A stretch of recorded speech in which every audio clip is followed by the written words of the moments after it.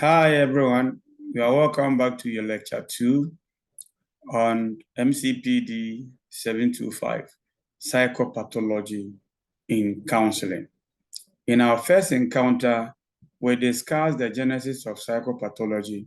We went ahead to tell how psychopathology is described, explained, and what makes abnormal and what makes something not normal or normal, and how the definition of abnormality is not centralized, but dependent on the culture one finds itself. We gave you some 4 key words that are so pertinent to the definition of abnormality. And we said deviance, distress, dysfunction, and so on and so forth. So when someone is distressed, when someone is deviant, and someone is dysfunctional, and so on and so forth, we bring them as those who are having abnormality.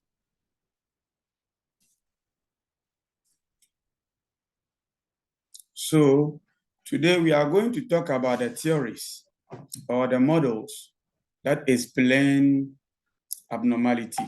We shall discuss the biological model, the psychodynamic model, the behavioral model, the cognitive model, humanistic model, and the sociocultural model.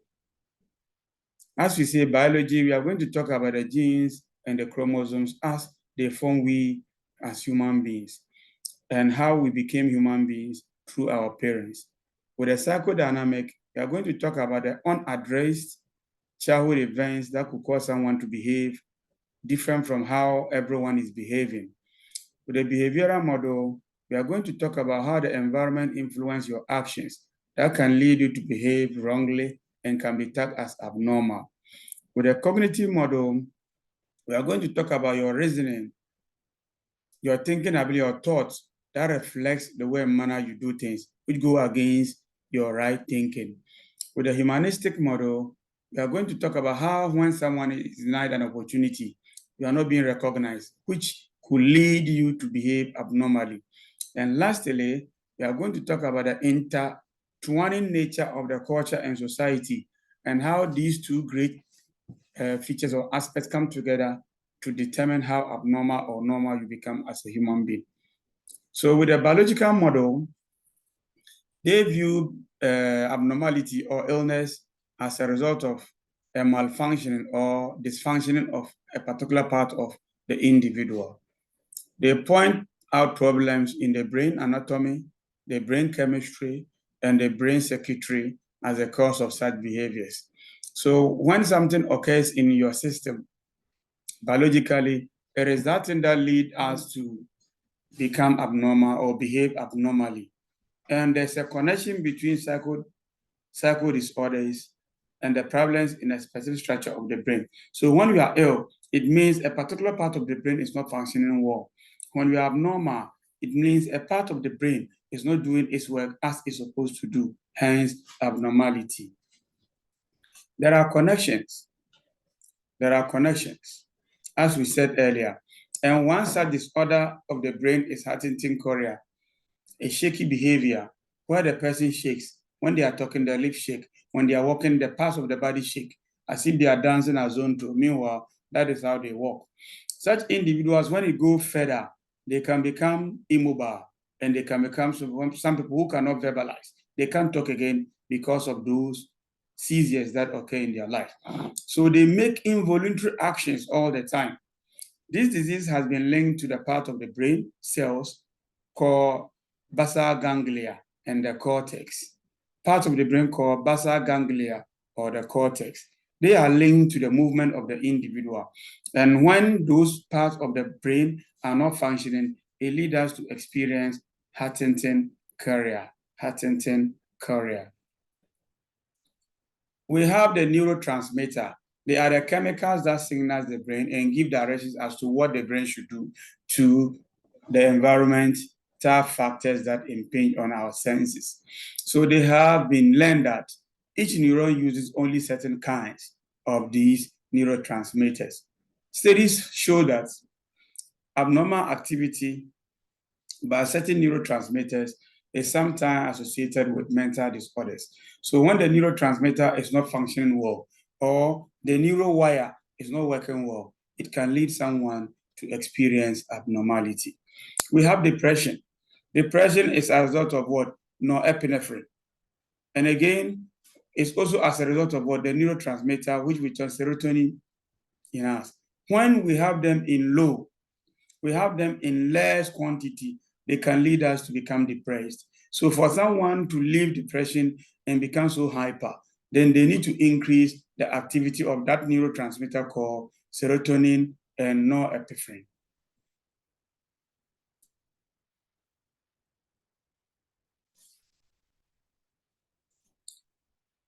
Also, a brain circuit or a brain aspect is a network of a particular brain structure that work together, trying to compel or trigger each other into action to produce a distinct, a unique behavioral, cognitive, and emotional reaction.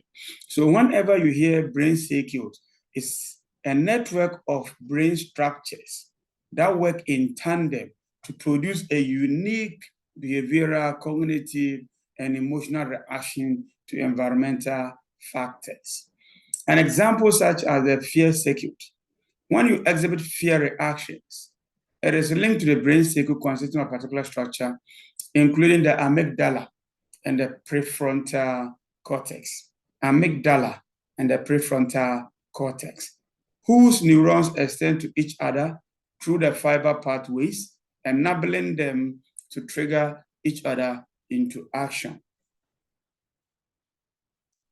So neurons in this circuit further use a particular neurotransmitter called GABA, serotonin, norepinephrine, dopamine to communicate among one another. And studies found that this circuit often functions improperly in people suffering from anxiety. So when the circuit is not functioning the way it's supposed to function, it can lead us to fear. And the fear neurotransmitters include GABA,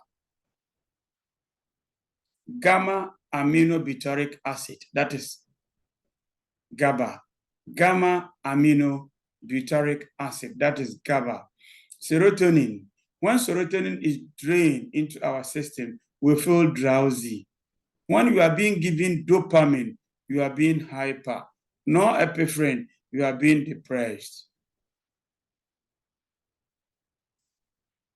Why does the brain structures, neurotransmitters, or the brain circuits of some people function differently from the norm? Why do we have the differences in the functions of the brain circuit? Or the neurotransmitters that are found in us, why do they malfunction? We have answers to this question, either through genetics or through evolution. These are the answers, through genetics or through evolution. When we talk about genetics, it's about things that we inherit from our parents. And remember, even from the same parents, we may inherit different genes and how they work. So as it could be as a result of how the race of that particular group became who they are or what they are in society. So history may have its way in there that result in the kind of behaviors that we exhibit as a result of the brain workings. So the gene can make people more prone to some heart diseases, some genes, cancer, diabetes, and perhaps even possessing some skills that are very unique and can help us. Studies suggest that inheritance also can play a part in mental disorders. So some people who are abnormal, some people who are exhibiting mental disorders, some of them are not acquiring the disorder from the outside. They may or they might have them from their parents, who may have a gene that is in line with abnormality. So in most situations, several or more genes combine to help us produce our actions and reactions, and both functional and dysfunctional. When they function in the right way, we are functional. When they function in the wrong way, we are dysfunctional. That is the genesis or the issues regarding gene and how they influence abnormality in the human race. So the genes that contribute to mental disorders are typically viewed as unfortunate occurrences. Sometimes we say mistake inheritances. So the responsible gene may be a mutation. When we say mutation, an alteration or change or an abnormal form of the appropriate gene that emerges by accident. So through accidental situations within the individual, the gene can mutate. When the gene mutates, it can bring about abnormality in us. Another problematic gene that may bring about abnormality is that when the person's parents or the individual being affected with the abnormality parents give them out, there's no way you can control them as human. You are born with it and you leave it. We just try to manage the situation. Genetic inheritance are not controllable. They are only manageable. In general, evolution theory argue that human reactions, that is another biological cause of what? Abnormality. Human reactions and genes respond for them to survive over the course of their time because they have helped individuals to thrive and adapt.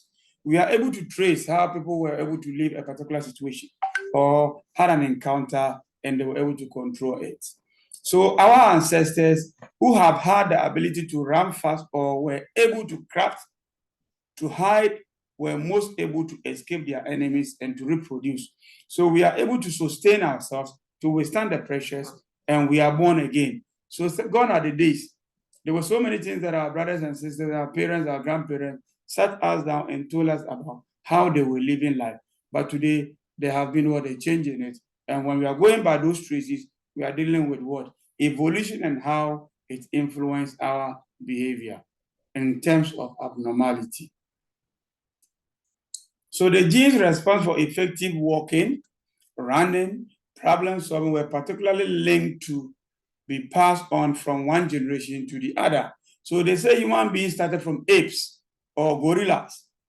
That's how we human beings started. But I don't know. You and I were not there, but we're being told, and you can see there's a resemblance between you, the human being, and the ape or the gorillas. They live in bush, but they possess all that we have. So same way, fear is also adaptive. When you have fear, you are able to adapt. Sometimes you may not even be fearful, but once evolution says your group were afraid of that particular group, you can also adapt and be fearful of situations. So fear alerted our ancestors to dangers, threats, and losses so that people who could not avoid or who could avoid or escape these processes are able to do that without any question. So how do we treat biological abnormality? Biological practitioners look for certain kinds of clues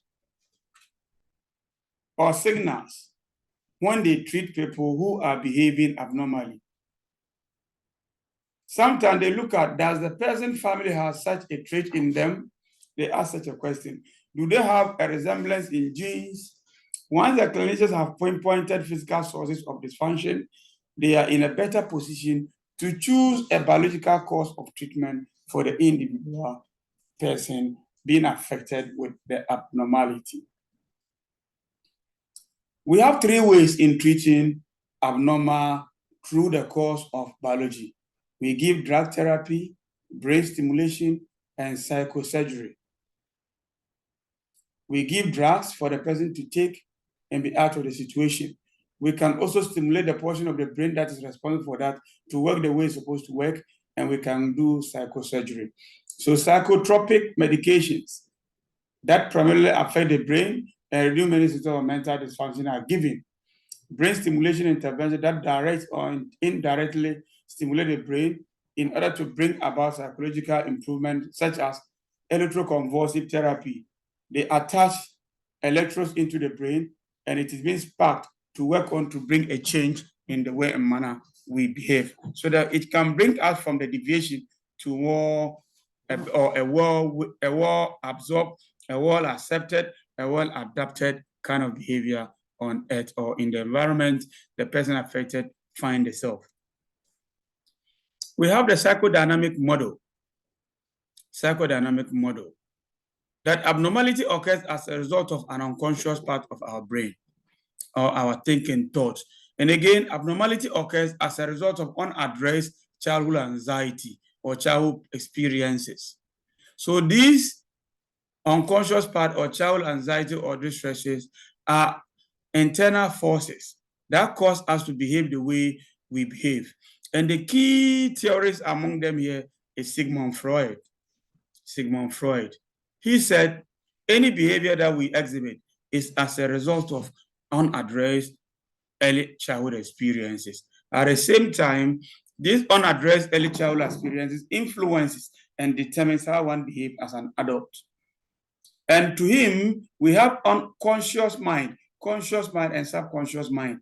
And much of our behavior, negative feelings, are housed in the unconscious mind. And we are able to determine or to see the unconscious mind through a slip of tongue.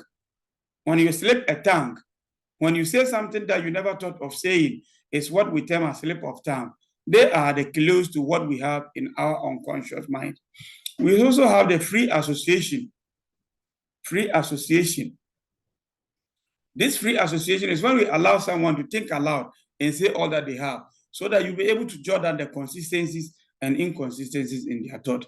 And that will lead us to be able to know indeed this person has this, he has that as a problem. We have the dream analysis, where dreams are used as basis to determine the cause of your problem. So not every dream is a dream. If you went out yesterday with someone and you were given shawarma and you want to dream about eating shawarma whilst in the plane, that is a fantasy dream. Dreams go beyond fantasy dreams. So note that very well. There are some dreams when you dream them and you wake up, they reflect in your life positively, and that is it. That's the kind of dream you are looking for, and not the fantasy dream. You know you are sleeping, yet you were riding a horse and you wake up thinking that it was real. That wasn't real.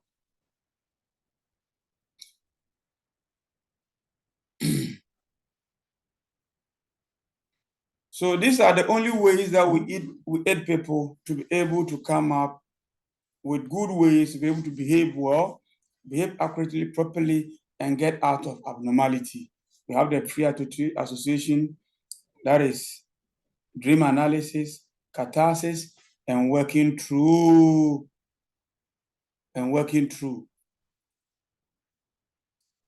We have the behavioral model. The behavioral model says that the individual partner or the individual affected with abnormality does not have the ability to think about whatever that occurs. The person only acts as a result of an environmental factor impinging on their sense organs. So when the environmental factor influences you, the individual, that gives you the honor, the edge to be able to work out. So without any environmental factor, there's no way you behave abnormally. In this, we have two theories that come to life. Or let's say the behaviorist theories, classical conditioning, operant conditioning, stroke, instrumental conditioning, and the social learning theory. With the classical conditioning, the individual become what? Abnormal when he is conditioned to a situation which becomes so over in the person's life. And using the operant conditioning, someone becomes abnormal as a result of what? A reinforcement the person gets from that abnormal behavior. With the Albert Bandura theory, social learning theory, he says abnormality is learned through observing others behaving abnormally. So these are the ways to determine how and why someone becomes abnormal in our system we find ourselves. In our system we find ourselves. So parents may be taught in order to bring them back. Parents may be taught how to systematically use correct word statements to be able to alleviate their people from abnormality. And their people are their children. Society can be motivated in a way that they can use recommended statement to bring you back to normality if they see abnormal in you. They may be taught to systematically punish highly aggressive behaviors by withdrawing attention and withholding opportunities or privileges to those who engage in abnormal behavior. So that is the behaviorist perspective. We move to the cognitivist view. With a cognitivist, they say when there's a malfunction of the brain, malfunction of our thinking, malfunction of our thoughts, it can lead us to what? Abnormality. And the key theories that we have in this particular domain are Albert Ellis and Aaron Beck. Albert Ellis and Aaron Beck.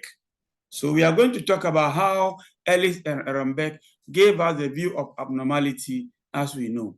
According to Aaron Beck, that depressed people constantly think in illogical ways.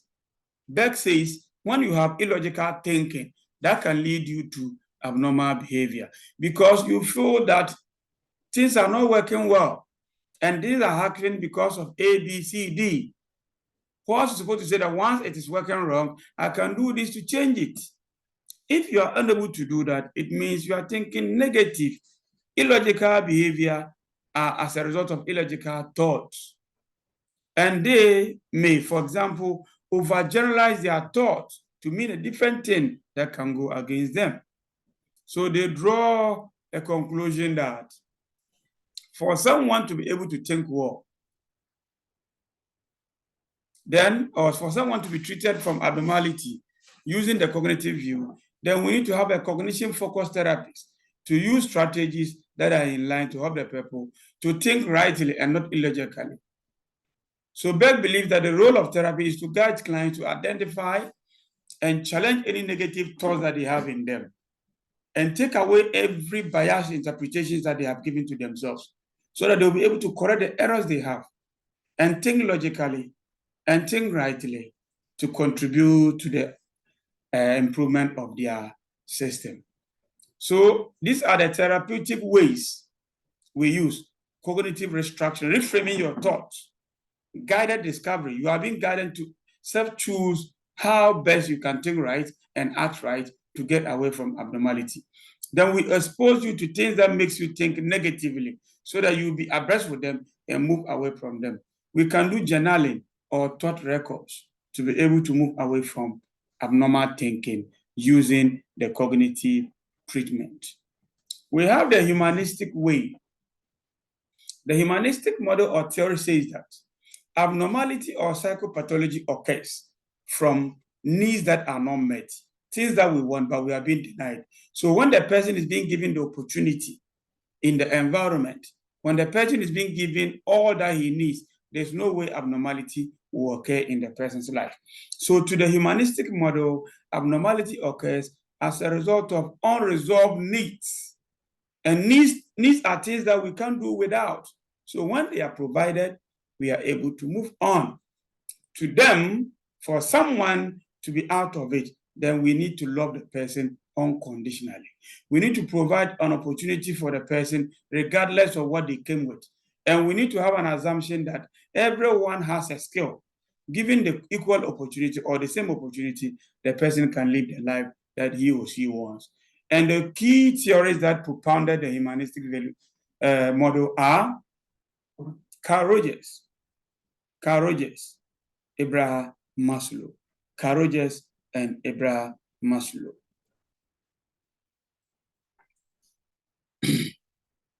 So treatment is about self-actualization, according to them. When you understand the fact that whatever that you possess, you have reached your peak and you can reflect in life and reflect positively. And treatment also comes as a result of unconditional positive regard, love without question mark, love without any cessation, love without any egoistic mentality. Loving without saying that the person should love you back is the only way we can get people treated from abnormality using the humanistic model or perspective. And we have the sociocultural. The sociocultural talk about a family. When a family is biased and disunited, abnormality can set in. So a family that is not all that harmonious, that can bring about abnormality. So we can trace abnormal or psychopathology to the family level. So when there's a breakage in the family system, it can bring about abnormality. And such abnormality can be cured when we are able to identify the aspect of the family that is problematic so that we work out within it and get issues solved. So we have the family system perspective. We have the multicultural perspective. And we have the sociocultural treatment.